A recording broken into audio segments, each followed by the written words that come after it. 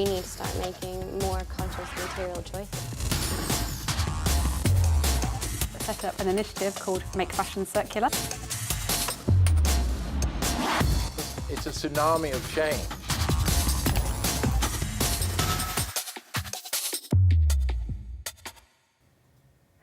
Welcome to the DIF, the online event series that's interactive, enabling you to shift mindsets and apply action towards a circular economy. My name's Jules Hayward. I'm the Executive Learning Lead here at the MacArthur Foundation. And today we're going to be talking about how you can convince your organisation to engage in the circular economy. If you want practical tips and some inspiration in how to bring this to life within your own organisation, then today's session is really for you. We'll be covering topics such as how can you campaign from a position of strength, and why a market-making mindset is key to business success. More on these ideas shortly. We're joined here in the DIF studio by two people who have extensive experience of doing this within their own organisations, as well as working with many other people around the world to help them achieve change within their organisations they're working in. So Chris Grantham is joining us from IDEO, which is an internationally recognised design agency, and Dr. Fiona Charnley, who's joining us coming from University of Exeter's Business School. You can find out more about our speakers on the session page, but to give you a bit more of a flavour, Fiona has a background in designing and delivering educational courses that help future and current leaders to engage in this topic and bring it to life. She also publishes in topics such as design, innovation and manufacturing for a circular economy.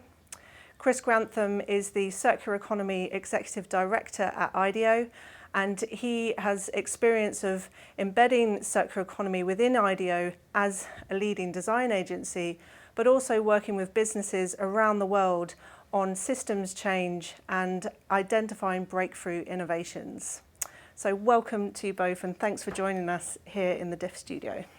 Thanks, Jules. So if we go straight in, Fiona, I would be really interested to understand, in a university context, you've worked in for over 10 years in universities trying to bring this to life. How is it different in a university than it might be in a business to embed the circular economy and engage colleagues? Well, I guess when I started this journey, I used to think that universities were vastly different from business. However, on reflection and through experience of talking to business, I think there are actually quite a lot of similarities. I suppose one of the biggest differences is the organisational structure.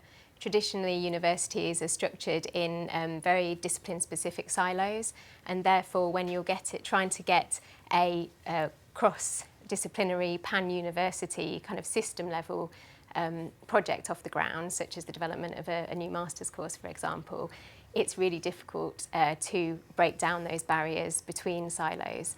And I think one of the key things that I tried to do to get over that barrier was really to explain what the value of circular economy was to those different disciplines. So whether I was talking to engineering, water science or management, it was trying to resonate with different academics within those disciplines so that they had that overall understanding of where the value was.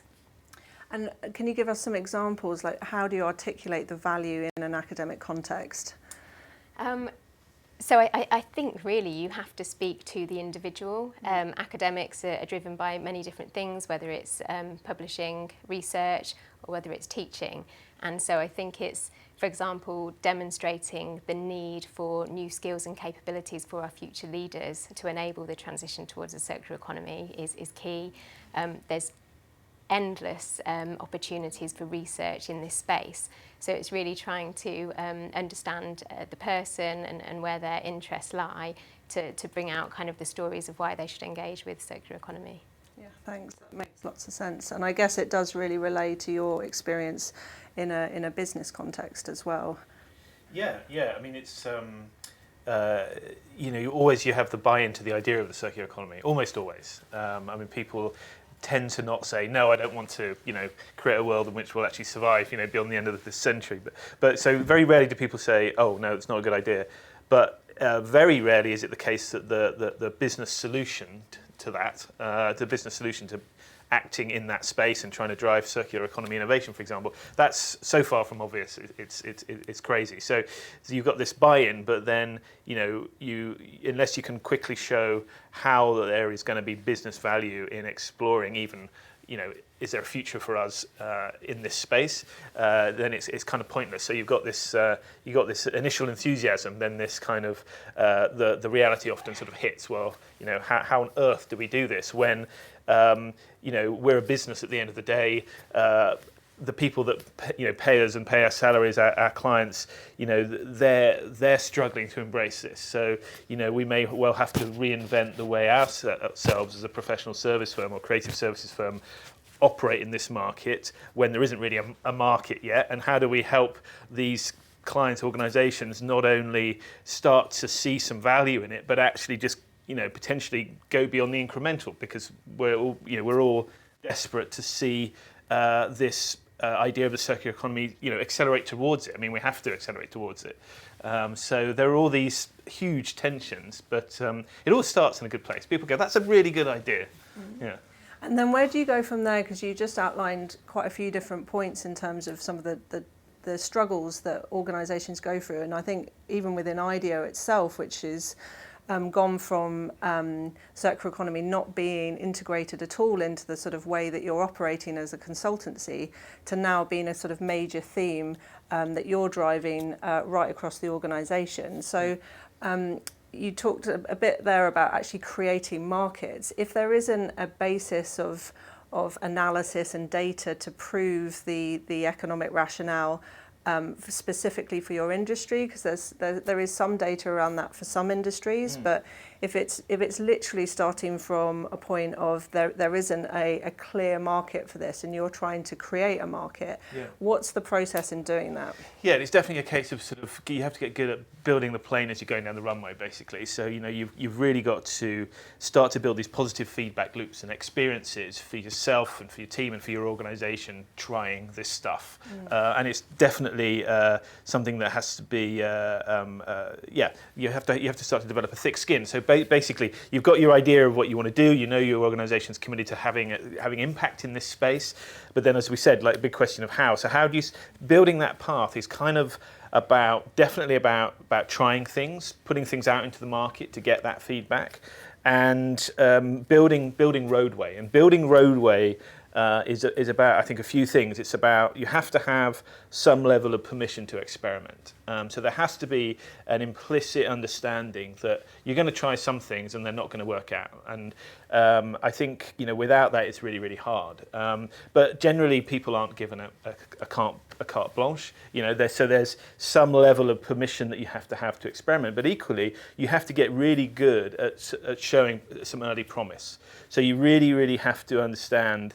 And I think it shows my age here, but I love to go back to this quote by Clint Eastwood in Magnum Force. This detective plays Dirty Harry, and he says a man's got to know his limitations, and it's really, really important to know what the constraints are that you're working with. What is the business reality you have to work with? And if you can really get to the bottom of that starts to help you build some roadway. And that becomes then linked into the getting more permission to keep trying this stuff. So what's the business reality? What are the needs of your organisation? What are the needs of the market? Maybe more optimistically, you might say, what are the opportunities in the market? What opportunities do I see to start to shift my organisation? But essentially managing the tension between those needs, those different sets of needs, and the thing you're trying to achieve. And starting to put in place some early experiments that allow you to start to sort of show some value back, a quick feedback loop. And as long as you can show you're continuously learning and you're making those early experiments a sort of, yes, they might be a failure, but they're a win in this sense. We're continuously learning, and you can show that story of learning.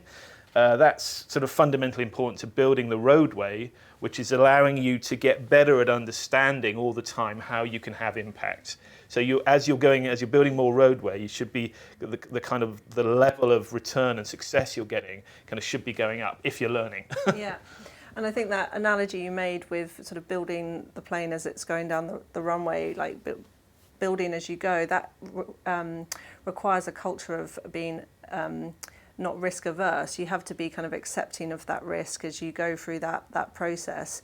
So is that a sort of cultural requirement that organisations, universities, businesses alike, you have to have that ability to embrace risk to a degree? To a degree, and Yeah. it's never carte blanche, but at least it's a kind of it's a quid pro quo. There's almost a contract in place. If you can give us some value back, we understand that this is an evolving process, and so there's a tension there. But you need, obviously you're never going to be in a situation where you do have carte blanche, but you do need to have someone who understands.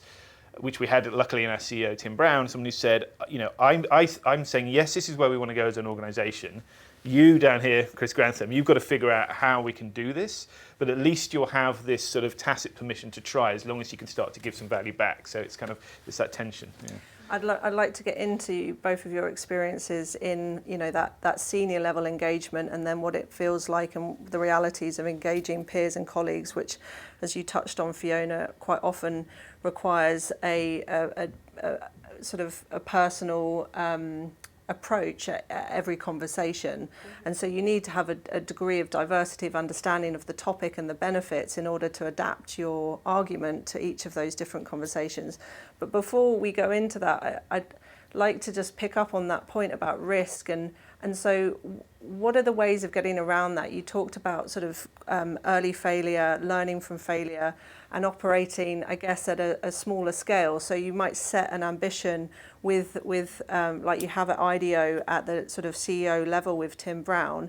You set a big ambition, you get the vision in place for the organisation, but then how do you actually build towards that? What's your experience around that, Chris? I would say learning from failures, there's a nuance to that, which I think is important. I would say it's about failed wins. If that's a totally paradoxical idea, it's about failed wins. So, you want to be able to give some immediate business value back, but you maybe haven't cracked this perfectly repeatable, transferable business model that is going to sustain you forever in circular economy and change the world.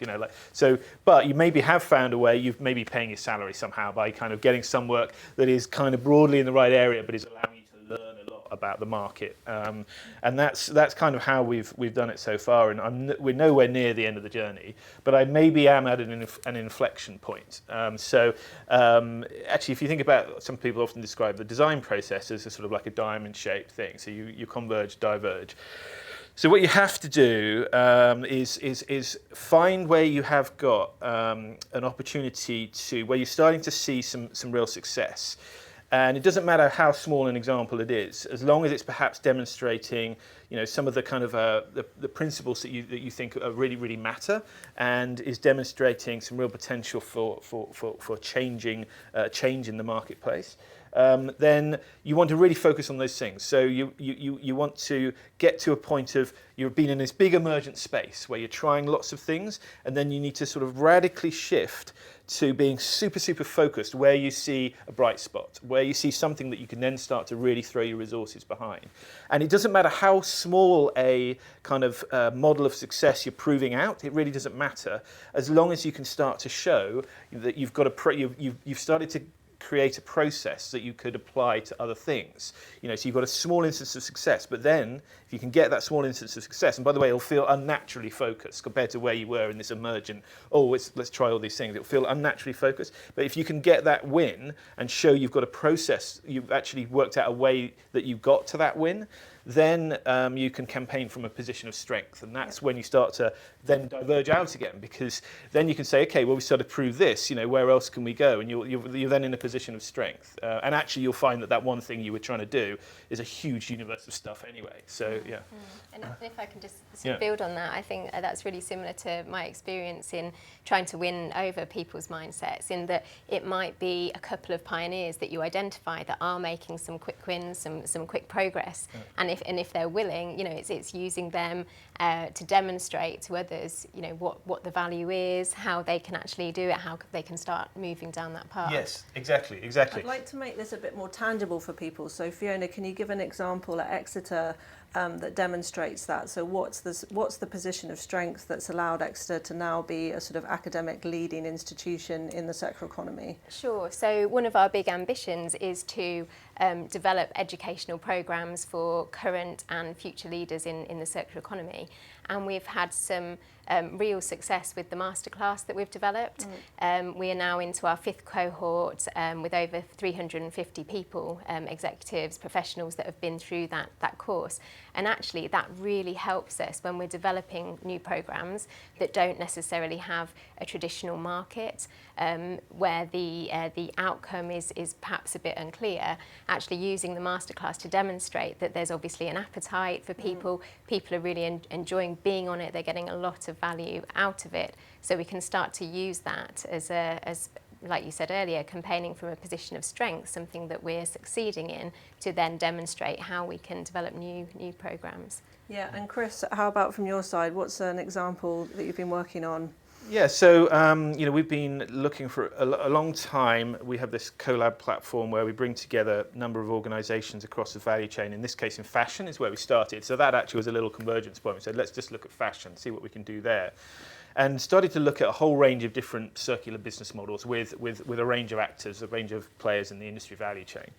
And we're looking at early venture opportunities for them, and actually kind of got to the point through this kind of understanding the system, looking at innovation opportunities around the value chain in fashion, saw that there was actually some critical sort of missing infrastructure. So we thought, well, that's really interesting. How could we drive this infrastructure to the marketplace? And so we actually looked at, for example, what would we unlock in terms of new user behaviours, new behaviours within fashion providers, and actually how could we fuel new kinds of services coming to the market if we put usage data around clothing actually out there. So if you could start to monitor the circularity and the utilisation of clothing and put that out there, how could you fuel lots of businesses that are trying to provide fashion as a service, for example, where at the point of purchase, those service providers can say, okay, well, you hardly wear this. Do you want to resell it? Here's a marketplace, or buy something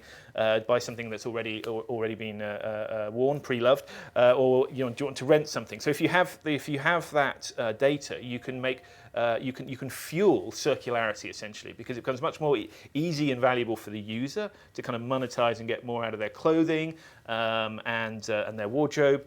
Fashion providers can shift more easily into fashion as a service. So it's starting to fuel the behavior of circularity in the industry. So that would be an example of something which in a way is a super specific venture in what it's trying to achieve, but hopefully creates the conditions for circularity to pick up in an industry. Yeah. And so we're super focused on delivering that, which compared to, IDEO is in every industry in the world. We have 23 different design disciplines, innovation, we're going from everything from health systems to mobility systems. So this feels like sort of highly, highly specific, given that circular economy also spans that whole remit, right? And so we're trying to just, again, prove out that we have found a way of understanding a system, identifying points of, where we could act as a service provider in that industry by convening and helping them design together and co-create, and then also, that we could show value to the actors in the market. And so that I suppose is where we found a kind of scale to work at, basically. So before we continue, I wanted just to remind our audience that this is very much an interactive session. So if people want to post questions to our speakers, we have you can do that on #ThinkDiff, and also you can post them in the comment page on this session that you're watching us on. So do get involved. Do post your questions. Let's get back into that point around engaging colleagues internally, and I'd love to hear. Okay, so you both have some great experience and positive track records of doing this, but what are the most difficult conversations that you've had that have really challenged you? Can you think of some examples of where you've actually really had to adapt quite considerably in order to engage colleagues around this topic?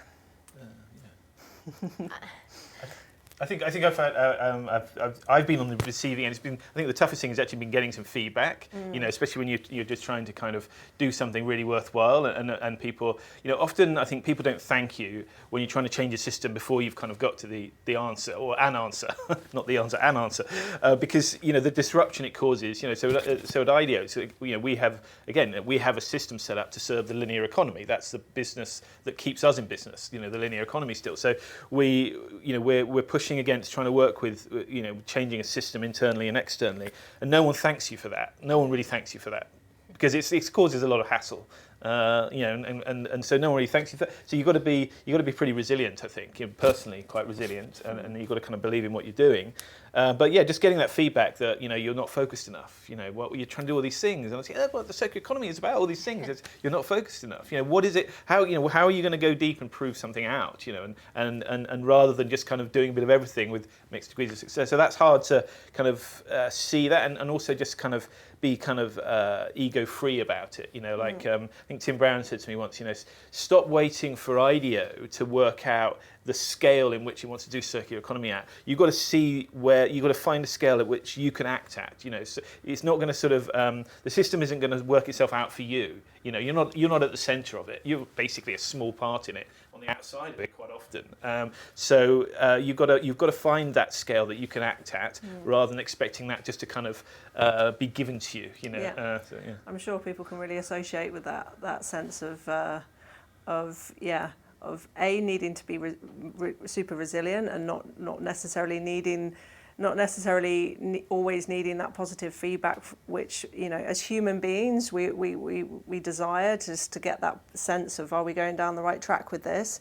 But that resilience to actually stick to your convictions around this topic and actually drive towards something that you kind of have a real sense that this is the right thing for the organisation to be doing. So I think that resilience piece is really key there, and that piece around just getting super focused on what scale you're operating at that's suitable for the organisation. And I think we talked earlier on about that tension between the big picture vision that might be in place, and then actually what might feel like a quite small focus point in order to build towards that. So that's really helpful. And Fiona, from your side, can you think of some examples there? Yeah, I mean, I think one of the challenges that I've had is, ironically, actually communicating what the circular economy is to people, because I think particularly now that we're kind of 10 years into transformational change, people think they have their own perception of what circular economy is, and I think there's a risk that you can operate on the level that you just assume we're all talking about the same thing.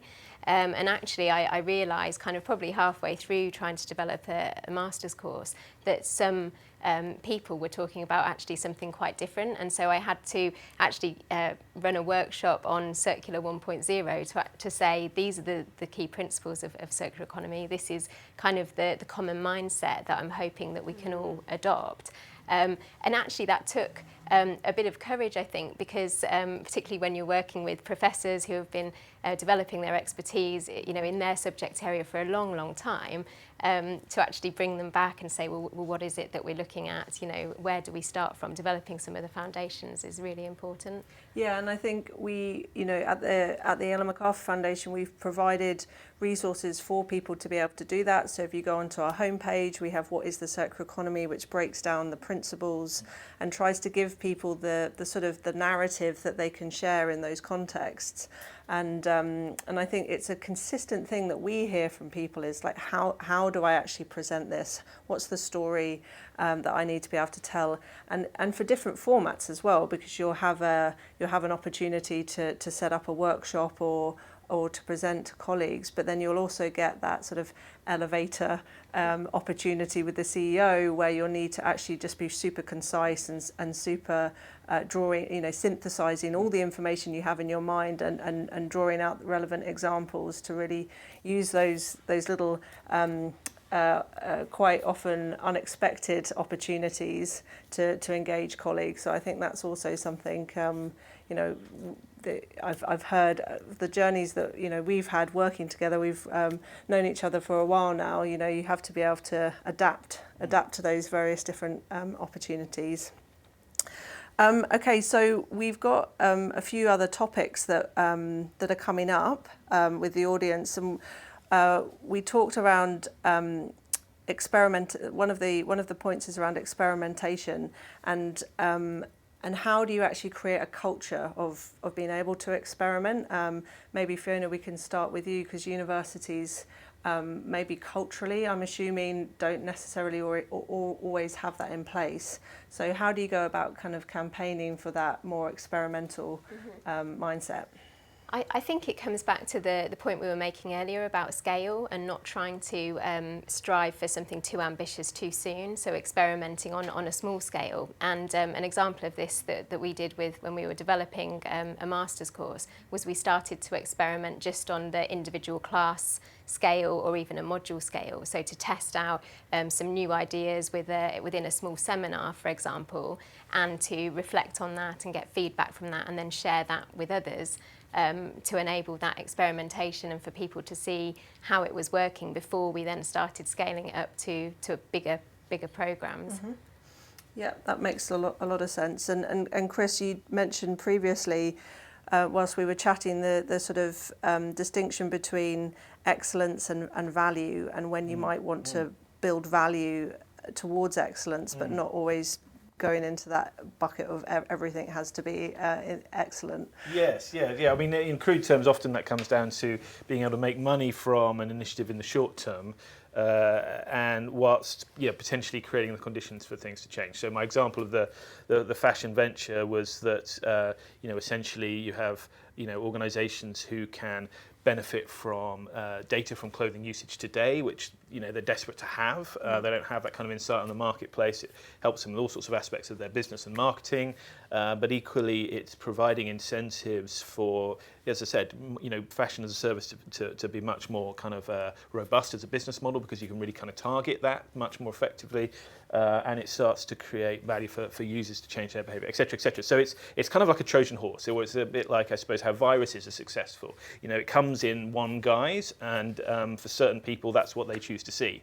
It fulfills this business need now. Okay, fine. Forget all that other stuff you're trying to convince me of. That's the thing I care about. But actually, it starts to create conditions for the industry, for users, for the provider side to work in a different way, and it starts to provide different incentives for people to do things differently. So I think that's what you need to do. Is it comes down to how you're changing the kind of economics a little bit in the industry. So and within IDEO, we've been able to start to bring ideas to the market rather than react to what the market wants us to design for them. So it's a very different stance to traditional consultancy, but trying to do that piece of seeing opportunities in the market where we can bring certain actors together that won't necessarily happen if you just expect a single actor to act, by convening actors, helping them understand how they can work together on systems change, you can start to bring an idea to the market, and maybe you can kind of do that in a consultancy type way that pays the bills.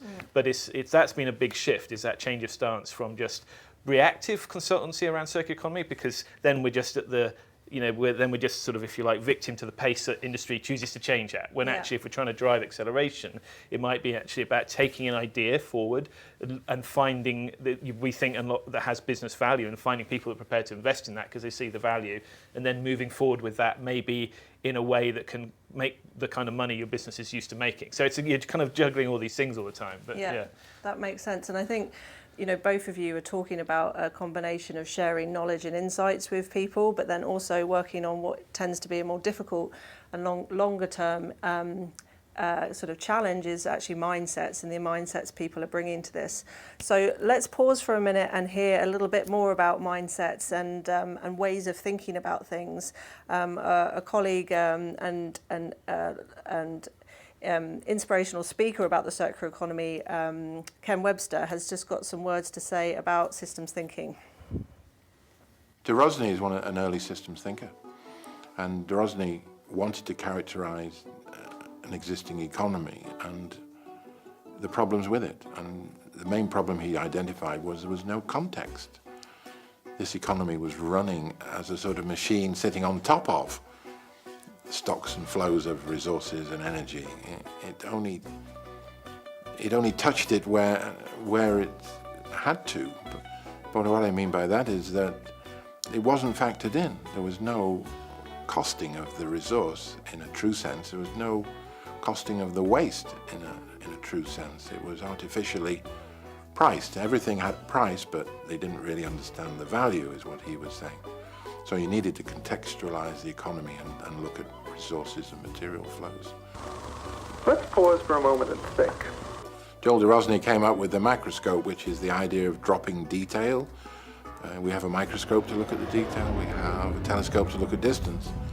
His idea was if we took a macroscope, if we took a big picture view, we could get a sense of the patterns in the economy without worrying about the detail. That's really very, very helpful, because if the problem with the economy was that it hasn't got a context, a macroscope allows you to say, where does an economy sit? Oh, it sits within society, obviously, it sits within environment, and all of these things are intimately interconnected because they're part of a system which isn't mechanical.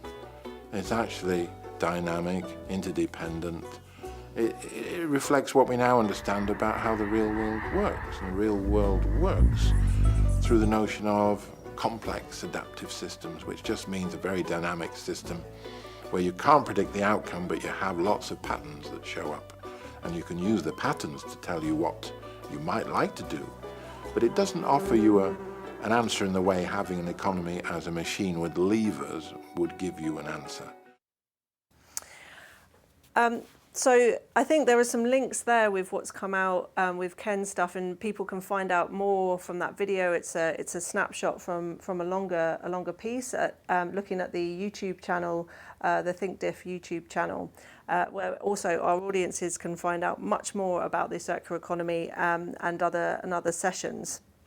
But let's dive back into this conversation, and I think one of the things our listeners are quite keen to understand is what are the skill sets that actually they really need to develop in order to be able to go through this process of change within organisations.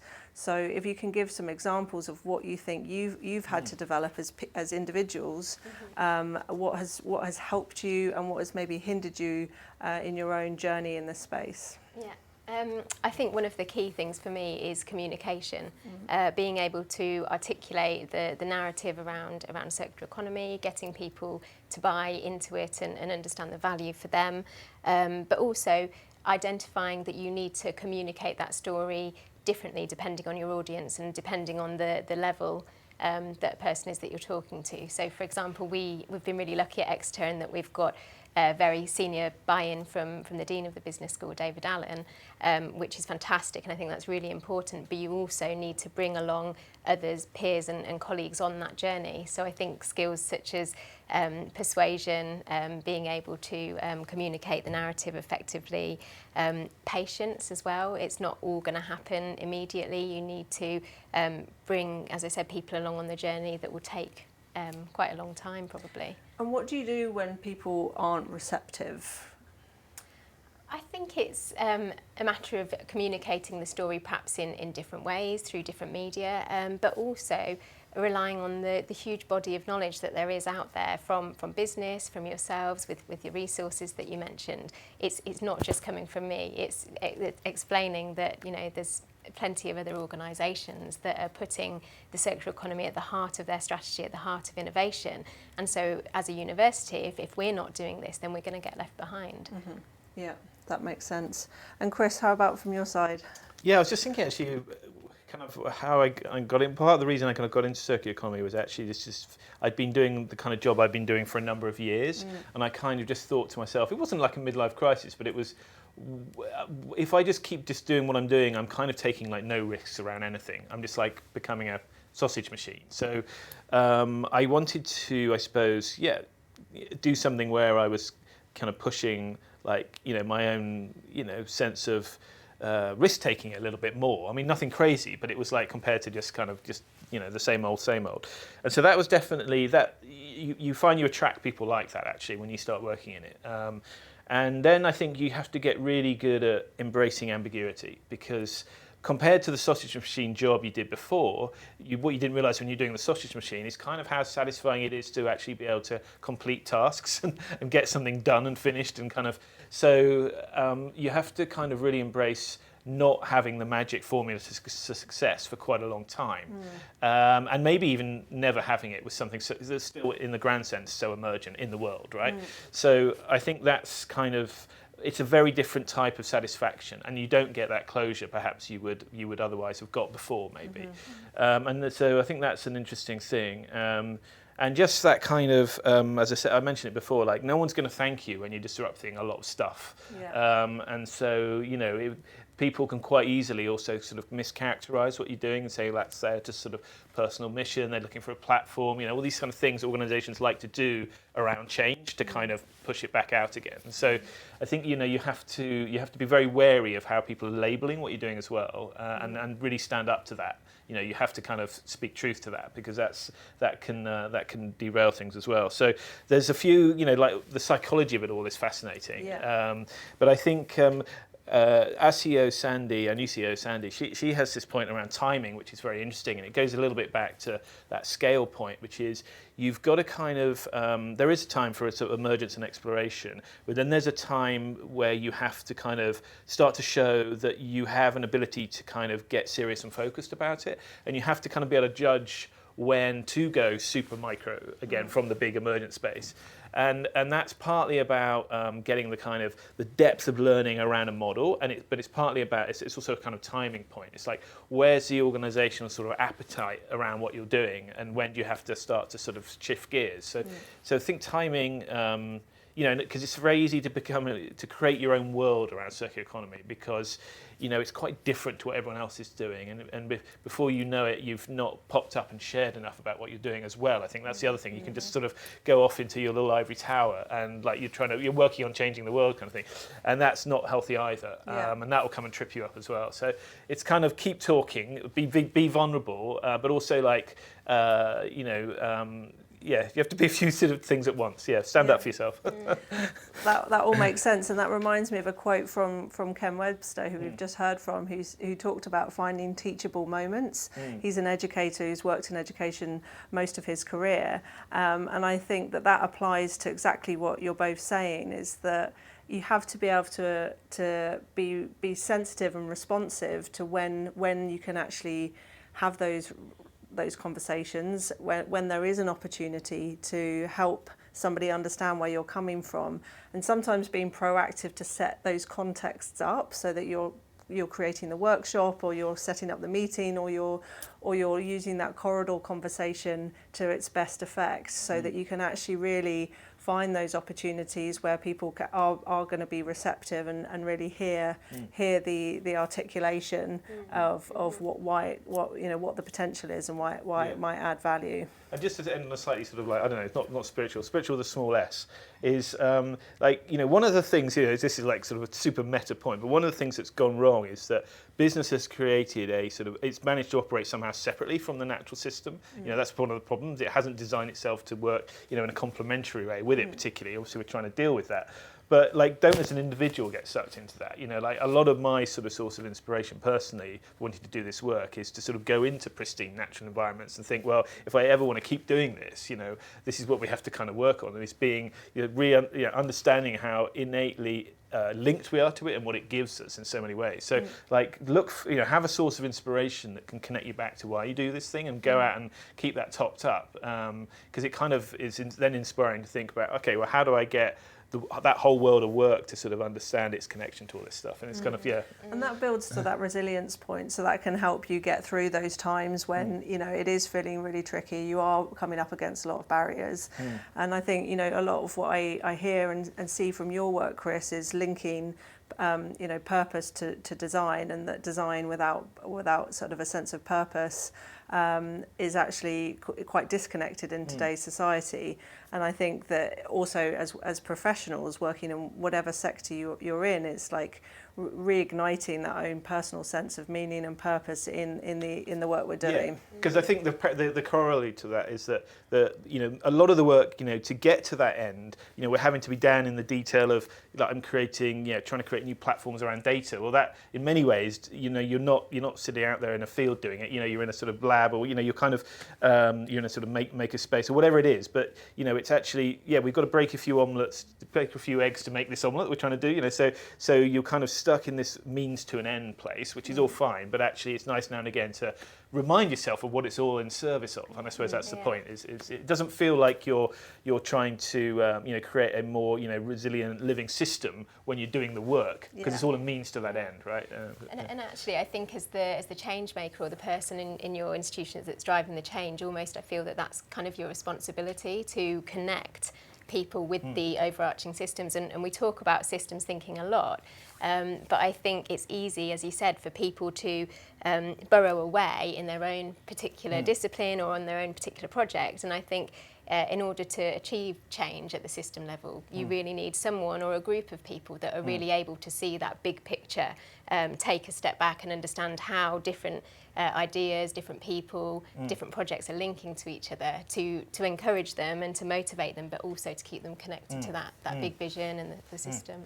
And that links to some of what came up in Ken's video, where he's talking about that macroscopic view, where you are looking at the big picture and dropping some of the detail and reminding yourself of how what you're doing fits within a bigger context. And the circular economy relates to a lot of very prevalent global issues at the moment, and helping people make those links in the conversations, I think, really helps bring it to life for people and build that sense of individual purpose and meaning for them. Yeah, I think that's a great point, especially with all the increased focus on climate change. And that's a great example of that sort of virus point I was trying to make, which is now finally businesses are investing, for example, in fighting climate change, or they want to throw some money at that. Well, circular economy is a great means to that end, right, or tackling climate change. So I think that's about sort of understanding what other paths you need to align with to help your path, and I think that's it. Yeah. We're coming to the end of our time. I'd just like you to, like, closing comments. What would you like to summarise for our audience, for them to take away in their own journeys in this space? Just a few words from each of you. I think for me, it's remembering that big vision, the reason why you're doing this, but also remembering that it's okay to make small, quick wins and to operate at a smaller scale. As long as you always have got the big vision in sight, I think that's the right direction to be going in. I couldn't agree more. So I think we should just leave it with that. I liked your comment. Don't become a sausage machine, and get out of that mode sometimes and push yourself. Yeah, I think I see that a lot in what you've achieved at IDEO, and thanks. Yeah.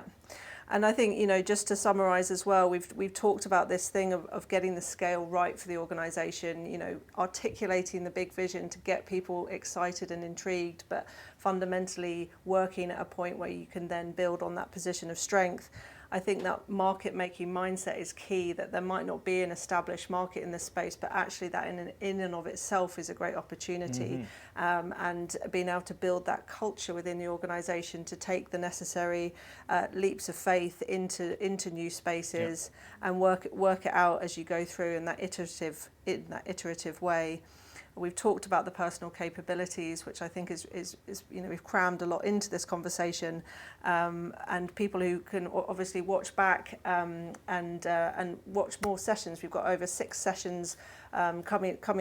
2 of them of which are on the fashion industry itself, so we have many more things for you to view and watch with us here at thinkdiff.co, and obviously the YouTube channel is an abundance of content for you to engage in this topic and gain more insight. So thanks very much for joining us. Thank you both for coming to the studio today. I've really enjoyed the conversation, and goodbye for now.